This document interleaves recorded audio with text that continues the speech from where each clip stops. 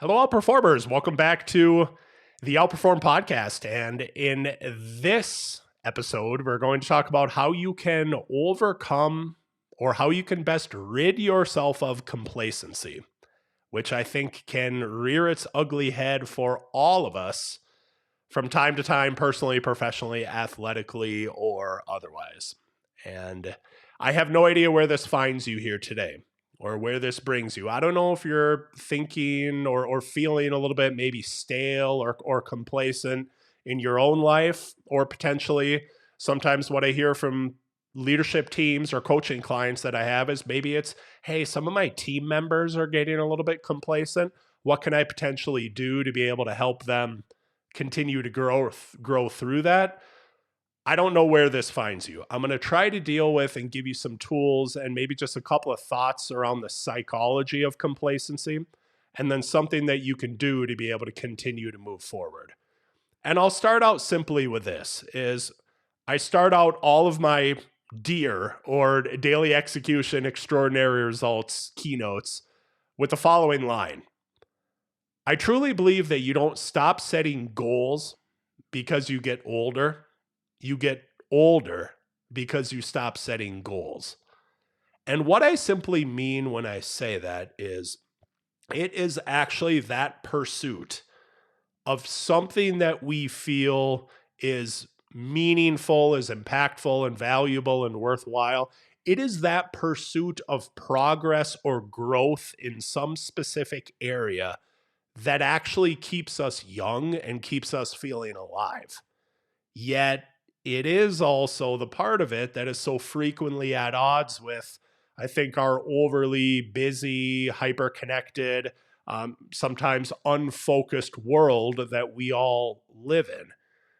And I just simply start out with that because I'm speaking from personal experience, as well as what the research says, as well as what I've seen with clients and with people in general, is just if you have ever felt like, man, I just not really feeling the mojo, or not really feeling the juice or kind of the zest of life, what's almost always happening at that time and in that circumstance is you're missing that pursuit of something that keeps you feeling alive.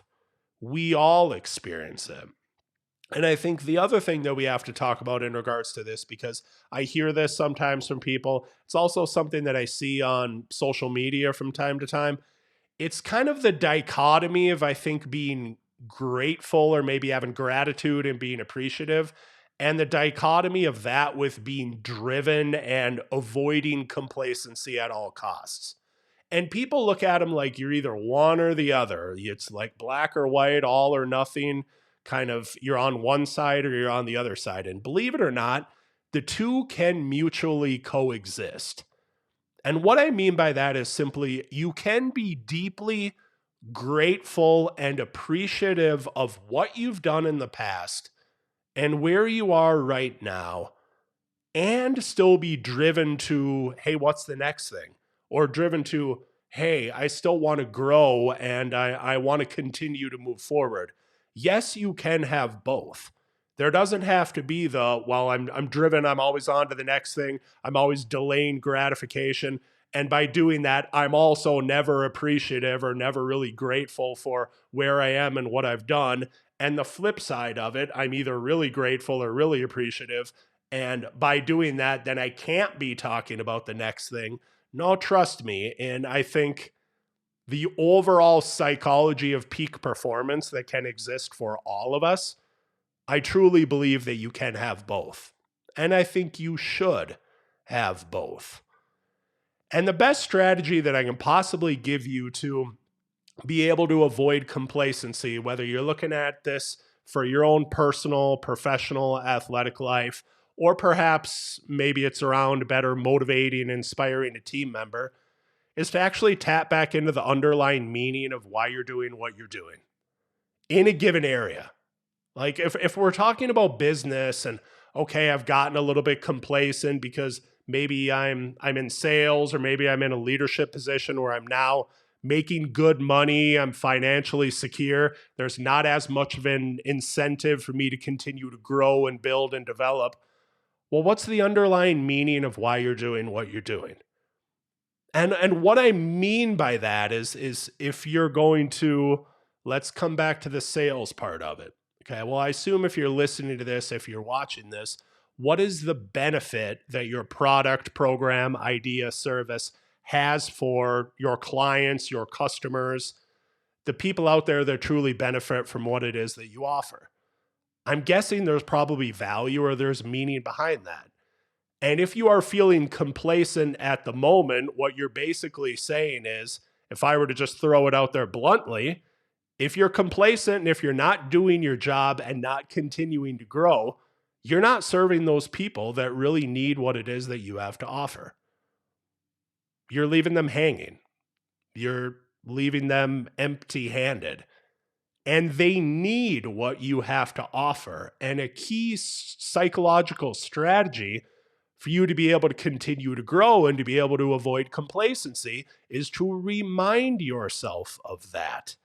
Because once you have some of these other needs that are met, some of the maybe more foundational Maslow's hierarchy needs, I'm feeling safe, I'm feeling secure, I'm feeling like I kind of have this foundation of, bad things necessarily aren't going to happen to me on the most basic level. Once you have some of those needs being met, what actually keeps you towards the top of that hierarchy or the self-actualized part is the feeling that you're providing meaning and value and impact to others.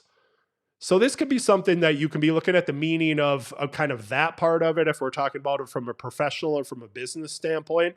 I also come back to one of the biggest questions that I get when I'm speaking, if I tell the story of running 100 miles back in 2015, and people ask, why the heck would you want to do something like that? And I always answer that a lot of my underlying motivation to do things like that actually comes from an anti-regret, where I have a part of my personality where I can just fast forward into the future. And when I fast forward into the future and when I look at future Scott basically asks the question. He's not naive to be thinking that he's going to be running marathons and ultra marathons when he's 80 years old and he's old and gray. So when I fast forward to future Scott and he asks the question, hey, you're contemplating doing or not doing this thing right now. If you do or if you don't do it, will you regret it in the future?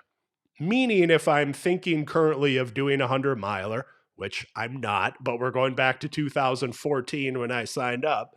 And when I fast forward into the future and ask myself that question, hey, if you don't do this thing, are you going to regret that at some point in time? If at any time that answer is yes, that makes my present day decision for me. That's the meaning behind it. And it's different than, I think, professionally speaking, if you're looking at this from a customer, from a client, from a benefit to the world perspective. The world was going to go on whether I ran a 100-miler or not. Like it's not necessarily going to affect anyone else directly, but it would affect me. And it has deep meaning for me to not want to look back at that at some point in the future and to say, well, you should have at least given it a shot.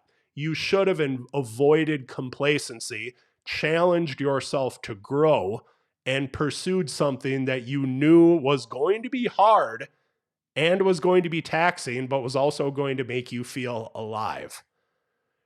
So when I bring up those two different, and I bring up those two very different circumstances, athletically and kind of personally as well as professionally, because I don't know where this finds you here today, but I think there is always some underlying meaning underneath why we're doing what we're doing that may have gotten us started, but may sometimes get clouded in, again, the hyper connected, kind of overly busy, sometimes unfocused world that we live in.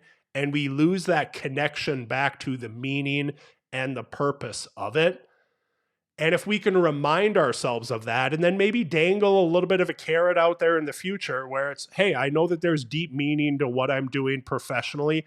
I need to keep growing. So I'm going to put a goal out there for the next quarter, for the next month, for the next year as far as what I'm doing.